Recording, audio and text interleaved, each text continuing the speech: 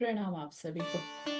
आज हम बहुत ही सुंदर रुद्र संहिता की जो अगली अध्याय है, सती का पुनर्जन्म, उसके बारे में जानेंगे। पार्वती का जन्म और शिव को पुनः पाने की जो तपस्या है, यह कथा बहुत ही भक्तिपूर्ण, प्रेरणादायक और जीवन दर्शन से भरी हुई है। तो चलिए शुरू करते हैं पार्वती का जन्म और उनकी तपस्या। अगर हम सती का पुनः जन्म या पार्वती के रूप में जो उनका पुनः जन्म हुआ है उसको जाने, तो सती ने यज्ञ कुंड की अग्नि में देह त्याग दिया था। लास्ट हम लोगों ने ये जाना था। शिव विरक्त होकर हिमालय में समाधि लगा बैठे थे।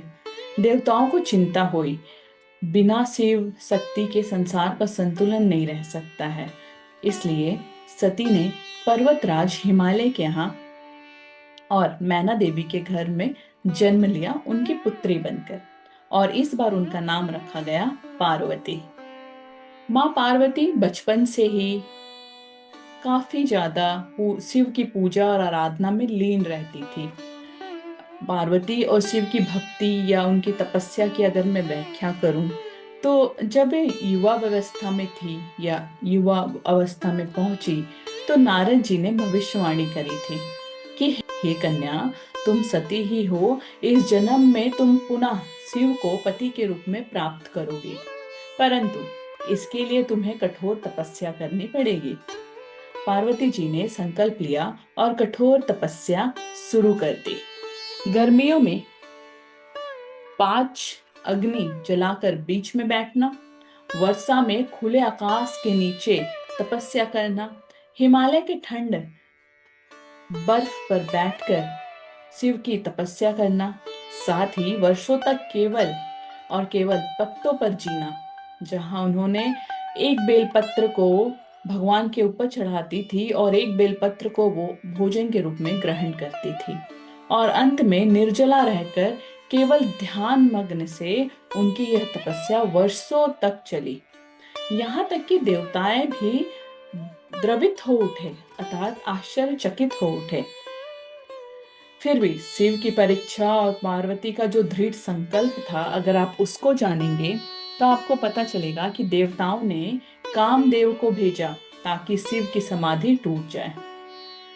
कामदेव ने पुष्प बाण चलाए, लेकिन शिव की तीसरी आंख से वे भस्म हो गए। फिर भी पार्वती ने हार नहीं मानी।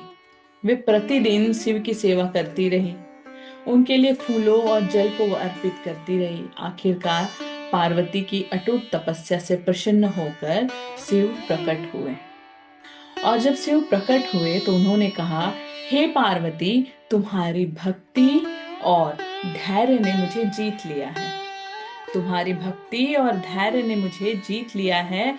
तुम वही सती हो और अब पुनः मेरी अर्धांगिनी बनोगी। इस चीज को अगर मैं आपको नरेट करूं अपने शब्दों में, तो अगर आप इस चीज को सुनेंगे तो ये कुछ इस तरीके से है कि सती ने शरीर त्याग दिया पर प्रेम अमर था। शिव शमशान में मौन हुए और सृष्टि ठहर गई। पर जब प्रेम सच्चा हो तो वो लौट कर ही आता है। उसी प्रेम ने जन्म लिया हिमालय की कन्या पार्वती के रूप में।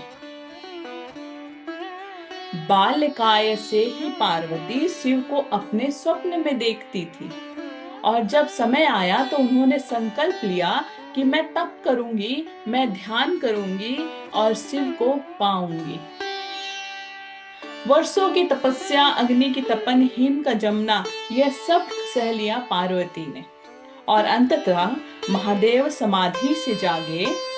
उन्होंने कहा, पार्वती, तुम्हारा प्रेम ही मेरी शक्ति है। तरीके से सच्चा प्रेम कभी नष्ट नहीं होता। इससे हमें ये सीख मिल रही है कि कभी भी सच्चा प्रेम नष्ट नहीं होता, वह जन्म जन्मांतर तक जीवित रहता है। किंतु आजकल प्रेम की परिभाषा बदल गई है। आजकल हमारे प्रेम में त्याग नहीं है, आजकल हमारे प्रेम में एक्सपेक्टेशन है। हमें एक्सपेक्टेशन है कि हम जितना प्यार कर रहे हैं, हमें भी उतना प्यार मिलना चाहिए, हमारे साथ भी वैसा व्यवहार होना चाहिए। अगर मैं किसी के लिए ये कर रही हूँ तो मुझे भी बदले में ये चीजें मिलनी चाहिए, किंतु ये प्रेम नहीं है। प्रेम में तो उम्मीद ही नहीं होती है, एक्सपेक्टेशन ही नहीं होता है। प्रेम में धैर्य और तपस्या होती है, जो लगातार प्रयासों से असंभव को भी संभव कर देती है। समर्पण और संयम से हम किसी भी लक्ष्य को प्राप्त कर सकते हैं, किसी भी लक्ष्य को। बस हमारे अंदर समर्पण और संयम होना चाहिए। ईश्वर भक्ति का असली रूप है दृढ़ता और शुद्ध मन। शुद्ध मन तभी होगा जब आप त्याग करना सीख जाएंगे, जब आप समर्पण करना सीख जाएंगे। जैसे अगर एक यूपीएससी के छात्र की मैं एग्जांपल दूं, तो यूपीएससी के छात्र को किसी बड़े लक्ष्य की तैयारी करते हैं। वो शुरुआत में सब कहते हैं ये असंभव है, इतनी कठिनाई से कैसे रहोगे, इतनी कठिनाई है, इतनी सारे सिलेबस पढ़ने हैं, कैसे पढ़ोगे। लेकिन जो पार्वती की तरह लगातार प्रयास और तपस्या करते हैं, वो अंत में शिव अर्थात अपने लक्ष्य को पा ही लेते हैं। माँ पार्वती का तप हमें ये सिखाता है कि अगर दिल में चाहो और धैर्य रखो, अगर दिल में चाहो और धैर्य रखो तो शिव भी प्रसन्न हो जाते हैं।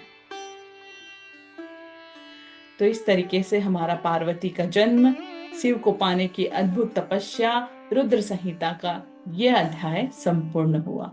धन्यवाद।